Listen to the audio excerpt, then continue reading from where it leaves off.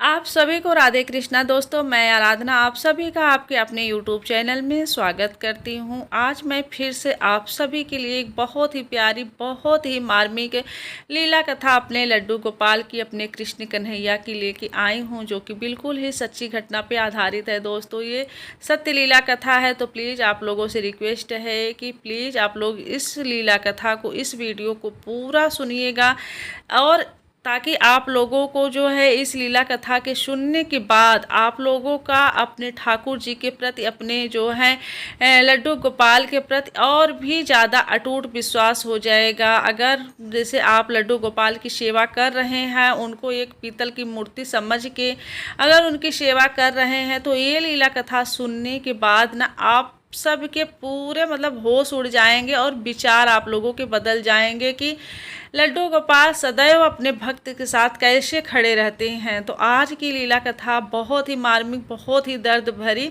लीला कथा है दोस्तों। तो चलिए आज की लीला कथा हम सुनाते हैं आप सभी को, और आप लोगों से विनम्र निवेदन है कि पूरा सुनिएगा। उसके बाद आप लोगों को अगर थोड़ी भी अच्छी लगे तो इस लीला कथा को तो एक लाइक करके अपने फ्रेंड्स फैमिली में शेयर कर दीजिएगा, ताकि उनका भी अपने लड्डू गोपाल के प्रति और भी ज़्यादा श्रद्धा भक्ति बढ़ जाए और वो अपने ठाकुर पे अटूट विश्वास करें। तो चलिए दोस्तों, शुरू करते हैं आज की लीला कथा। आज की लीला कथा हमारे साथ शेयर की हैं राधिका जी। राधिका जी बताती हैं कि उनके हस्बैंड जो हैं मुंबई में जॉब करते हैं, और वो भी जैसे मुंबई में ही अपने हस्बैंड के साथ शिफ्ट हो गई हैं। तो उनको जो है दो बेटियां हैं, तो दो बेटियां हैं, उनको कोई बेटा नहीं है। तो उनको ना जैसे बेटे का कमी भी नहीं महसूस होता है। उनको ये लगता है कि मेरे लड्डू गोपाल तो हमारे पुत्र ही हैं, क्योंकि वो न शुरू से, जब से वो लड्डू गोपाल की सेवा कर रही हैं, तब से उन्हें अपने पुत्र की भांति जो है मान ली हैं, पुत्र रूप में उनको मान ली हैं, पुत्र रूप में ही सेवा करती हैं। वो अपने आप को बहुत ही खुशकिस्मत समझती हैं, क्योंकि खुद परम पिता परमात्मा जो हैं हमारे ठाकुर जी, हमारे श्री हरि विष्णु बाल स्वरूप लड्डू गोपाल खुद उनके सेवा लेने उनके साथ उनके घर में आ गए हैं। राधिका जी इतना खुश थी, बोल रही थी कि हमारी इतनी कहाँ मजा, लेकिन हमारे ठाकुर जी हम पे इतने प्रसन्न हैं, इतने हमारे ऊपर कृपा बनाए हैं कि खुद अपने बाल स्वरूप लड्डू गोपाल के रूप में हमारे घर में हमारे साथ विराजमान हैं, और हमें पुत्र का जो है हमें सुख दिए हैं, और हमें अपनी मैया बनाए हैं। तो इससे बड़ा हमें सौभाग्य की बात हमारे लिए क्या है, जो कि खुद परमात्मा हैं, परम पिता हैं, और हमारे साथ वो पुत्र और माता का रिश्ता बना के रखे हैं। तो ये तो हमारे लिए सौभाग्य की बात है। तो दोस्तों, उनको न कभी भी महसूस नहीं हुआ राधिका जी को कि हमारे कोई औलाद नहीं है, हमारे कोई संतान नहीं है, कि पुत्र नहीं है। तो दोनों बेटियां और लड्डू गोपाल को ही लेके बहुत खुश रहती थी और उनकी बहुत सेवा करती थी। और वही नहीं, उनके हस्बैंड, उनकी दोनों बेटियां भी लड्डू गोपाल की बहुत सेवा करती थी और पूरे मन से सेवा करती थी। ऐसा नहीं था कि वो लोग जैसे कि बस एक पूरा करना है कि काम, चलो जैसे नहलाना धुलाना श्रृंगार करना, बस ये काम पूरा करना है। तो अगर जैसे राधिका जी कभी मौजूद नहीं रहती थी, जैसे कभी कहीं चली उली जाती थी, या फिर जैसे उनकी तबीयत ख़राब हो जाती थी, तो उस टाइम में इनकी दोनों बेटियां जो हैं बहुत ही अच्छे से लड्डू गोपाल की सेवा करती थी। तो धीरे धीरे इनकी बेटियां भी बड़ी हो गई, उन लोगों की पढ़ाई लिखाई भी पूरा हो गया, और वो लोग एक अच्छी जॉब करने लगी। दोनों बेटियां भी इनकी अच्छी जॉब कर रही थी। ये सब सिर्फ और सिर्फ जो हैं लड्डू गोपाल की, ठाकुर जी की ही कृपा से हो रही। जिस घर में दोस्तों हमारे कृष्ण कन्हैया, हमारे लड्डू गोपाल विराजमान हैं, उस घर में उनके भक्त को किसी भी चिंता करने की, किसी भी बात की चिंता करने की कोई आवश्यकता होती ही नहीं है। आप यकीन मानो, ये मैं अपना खुद अनुभव बता रही हूँ कि जब से मैं अपने कृष्ण कन्हैया, अपने लड्डू गोपाल को अपने साथ अपने पास रखी हूँ, तब से मुझे खुद कोई चिंता नहीं रहती है। कोई कि वो नहीं रहता है टेंशन कि हाँ मेरा ये काम कैसे होगा, वो काम कैसे होगा। सब कुछ मैं अपने लल्ला पे छोड़ी हूँ, और एक अटूट विश्वास के साथ छोड़ी हूँ कि जो भी करेंगे सब अच्छा करेंगे, मेरे लिए कुछ भी ये गलत करेंगे ही नहीं। तो बस अगर आपका देखिए विश्वास है अपने कृष्ण कन्हैया पे, अपने ठाकुर जी पे, अपने लड्डू गोपाल पे, अगर विश्वास है तो यकीन मानिए आपके साथ सदैव ठाकुर जी, हमारे लड्डू गोपाल आपके साथ सदैव खड़े रहेंगे। लेकिन सबसे बड़ी बात कि आपका जो है विश्वास उन पे सदैव बनाए रखना चाहिए। कभी भी विश्वास को अपने डगमगाने मत दीजिएगा। आप सभी से मेरा यही रिक्वेस्ट है कि अपने विश्वास को हमेशा उनके उनके ऊपर बनाए रखना। तो दोस्तों इसी तरीके से राधिका जी का भी विश्वास अपने ठाकुर जी पे पूरी तरह से था। मतलब कि उनका ना कभी किसी बात की कोई टेंशन नहीं लेती थी और बोलती थी कि जो भी करेंगे हमारे लड्डू गोपाल ना सब कुछ अच्छा करेंगे। तो क्या होता है कि इसी बीच उनके हस्बैंड की भी मतलब कि जॉब वॉब अच्छी चल रही थी, इनकी दोनों बेटियां भी जॉब कर रही थी, तो इनका मतलब मिला जुला के घर परिवार इनका बहुत ही अच्छे से चल रहा था। तो इसी बीच क्या हुआ कि इनकी बड़ी बेटी की शादी फिक्स हो गई और मेरी शादी करने लायक थी, तो शादी उदी भी ढूंढ रहे थे ये लोग। तो बहुत ही अच्छी शादी, मतलब कि इंजीनियर लड़का मिल गया, बहुत ही अच्छी शादी मिल गई।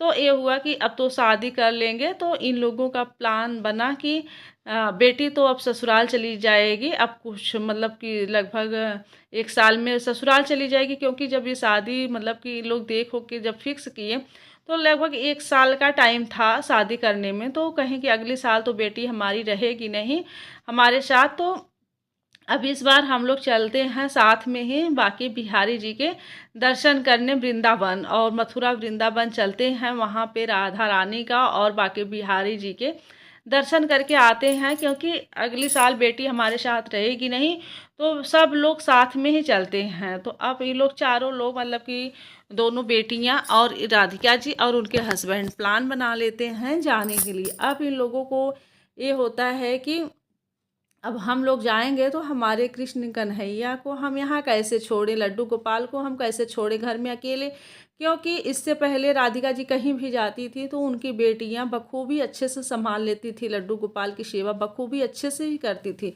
लेकिन अब इस बार क्या हुआ कि सब लोग साथ में प्लान बनाए थे, घर में कोई नहीं रहने वाला था। तो अब इन लोगों को टेंशन हो गई कि लड्डू गोपाल को भी साथ में ले के चलें कि न ले के चलें।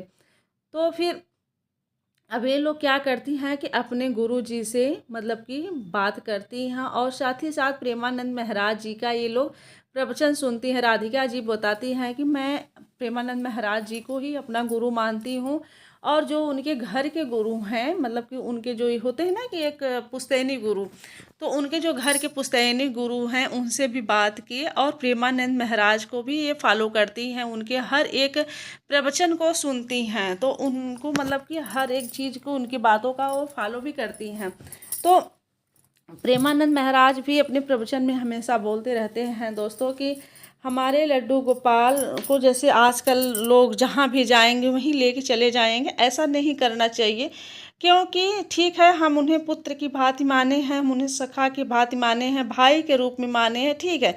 लेकिन हमें ये नहीं भूलना चाहिए कि वो हमारे परमात्मा है, परम पिता हैं, वो हमारे हमारे ईश्वर हैं। तो ऐसा नहीं है कि हम चाहे जहाँ जाएं वहीं उनको उठा के लेके चले जाएं। क्योंकि हमेशा हर जगह शुद्धता ही नहीं रहता है। देखिए हम कहीं भी जा रहे हैं तो चप्पल जूते पहन के जाते हैं, कहीं भी बैठ के खा पी रहे हैं, कुछ भी खा रहे हैं, जैसे गाड़ी में ही बैठे हैं तो कुछ खा ले रहे हैं, हाथ जूठे हो जा रहे हैं, चप्पल जूते सब पहने हुए हैं, कहाँ जा रहे हैं, कहाँ आ रहे हैं, कैसे स्थान है। तो क्या है कि हर जगह जो है सफाई तो रहती नहीं है, तो इसलिए हमें जो है लड्डू गोपाल को हर जगह नहीं लेके जाना चाहिए।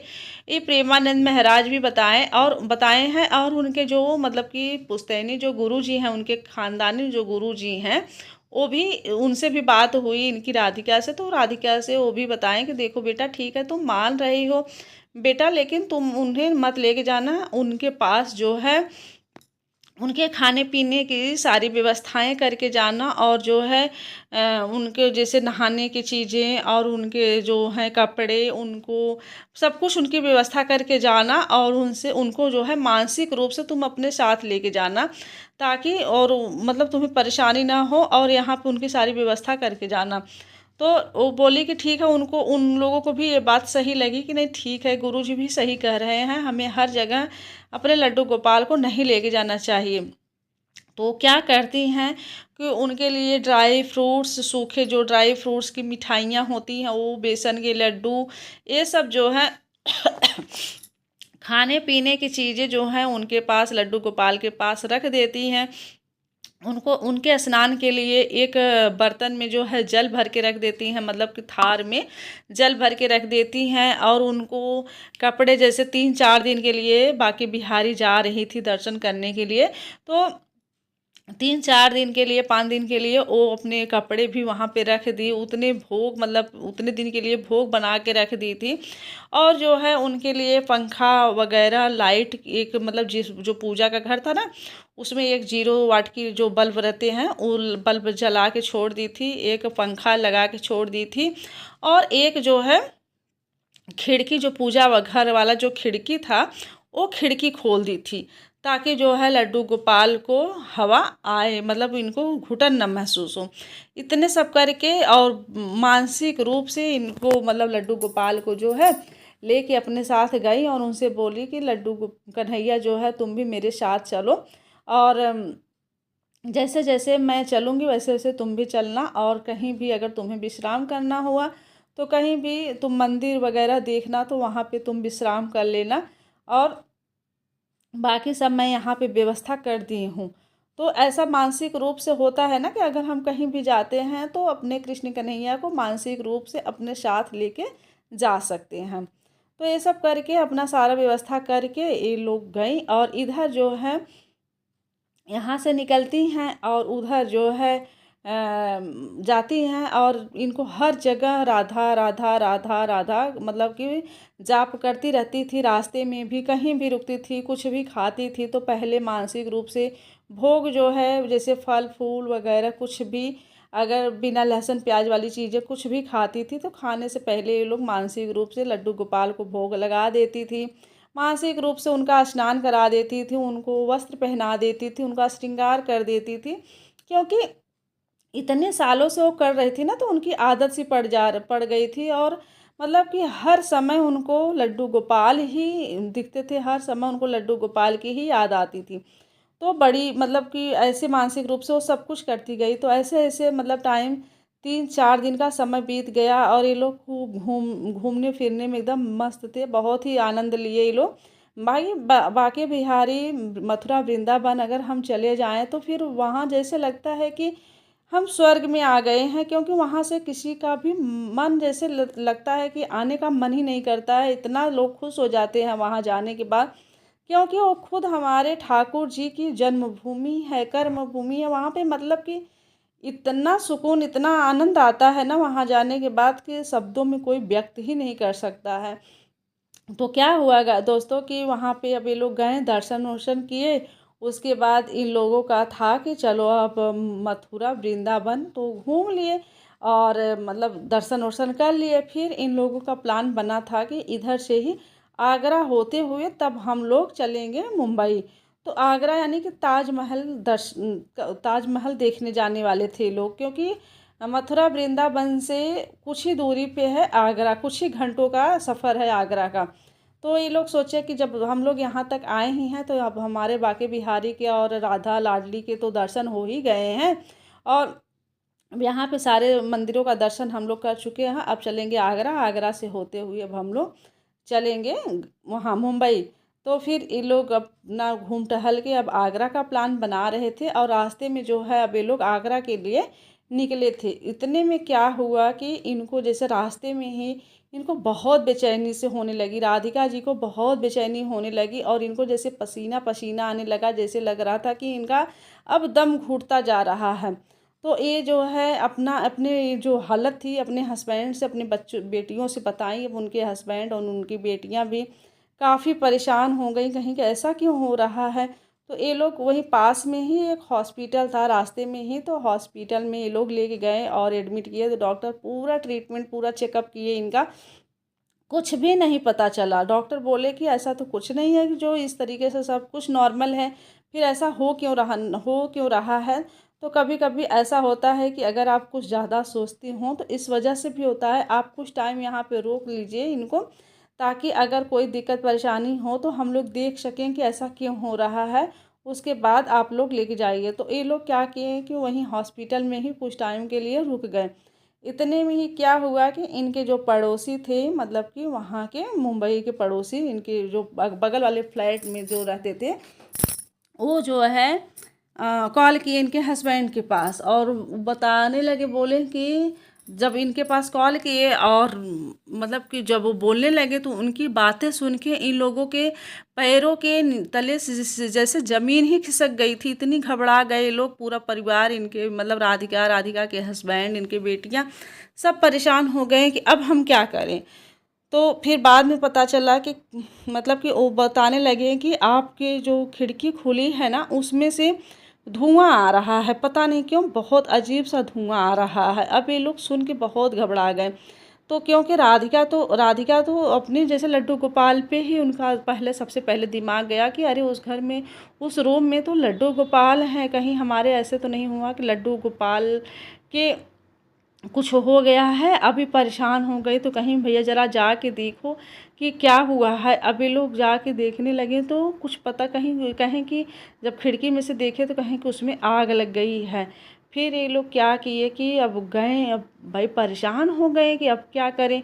तो अब कुछ टाइम के बाद अब यहाँ से जब निकले ये लोग, कहें कि अच्छा, मतलब ताला भी, चाबी भी नहीं था, कि ये लोग कहें कि ऐसा करिए कि ताला तोड़ दीजिए। ताला तोड़ने के बाद कहें कि अब ये लोग ताला तोड़ने लगे और मतलब कि वैसा वाला ताला था जो लॉक वाला होता है, तो टूटा भी नहीं। अब परेशान हो गए कि अब क्या करें।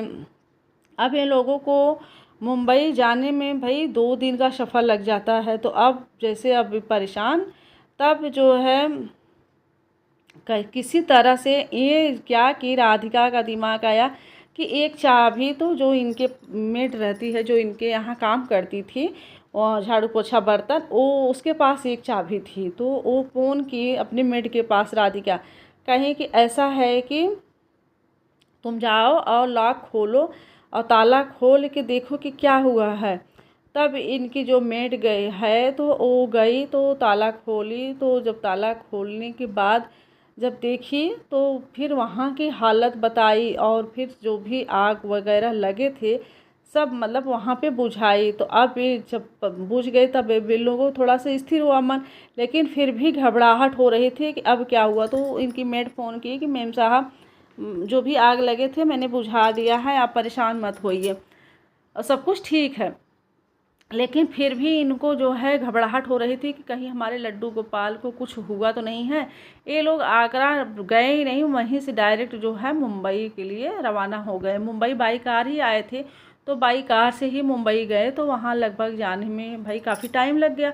जब ये घर अपने पहुँची, मतलब मुंबई अपने फ्लैट पे पहुँचे ये लोग, तो सबसे पहले तो अपने कन्हैया के पास, राधिका जो है अपने कन्हैया के पास दौड़ते हुए गई और देख के जैसे उनको बेहोश हो गई, वहीं गिर गई। उसके बाद बेटियां, इनके हस्बैंड, सब लोग पीछे पीछे गए और इनको मतलब कि इतना टेंशन था कि कहीं हमारे कन्हैया को कुछ हुआ तो नहीं है। तो जब कन्हैया को देखे ना, तो पूरा कन्हैया जो है, मतलब जैसे लग रहा था कि एकदम काले हो चुके थे। बस उनका सारा अगल बगल की जितनी भी चीज़ें थी ना, सब जल गई थी। मतलब कि जो भी खाने की चीज़ें थी, कपड़े थे और जो भी वस्तुएं थी, उनके अगल बगल की चीज़ें सब कुछ जल गई थी। और कन्हैया का फेस भी धुआं धुआं से ना, जैसे जो भी धुआं लगा था सब कुछ वैसे।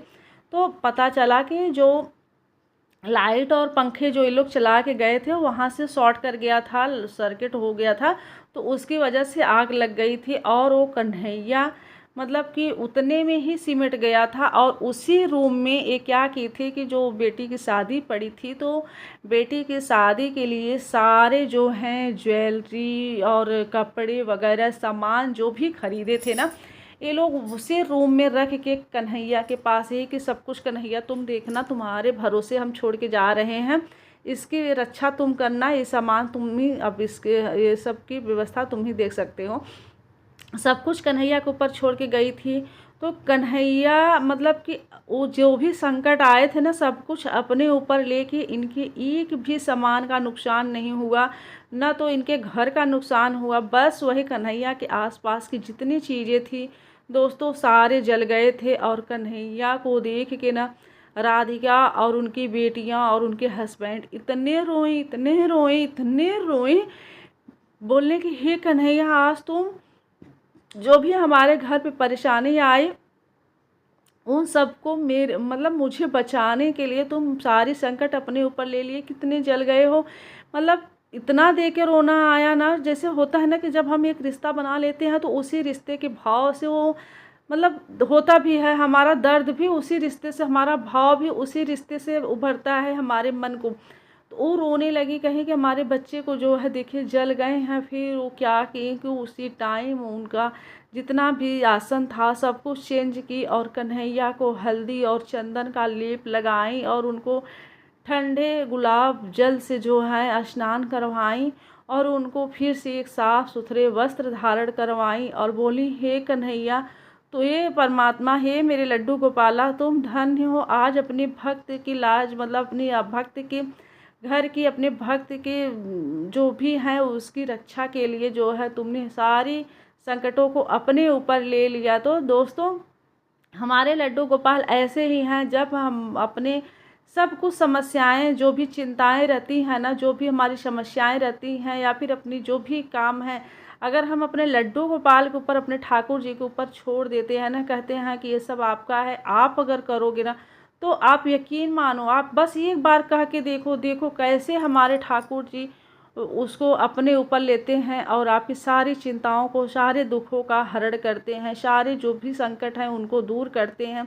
हमारे लड्डू गोपाल ऐसे हैं। तो दोस्तों यकीन मानिए, ऐसा आप एक बार करके देखिए, फिर आप मेरे कमेंट में आके बताइएगा कि क्या ये सही है या गलत है। तो दोस्तों ये थी आज की हमारी लीला कथा।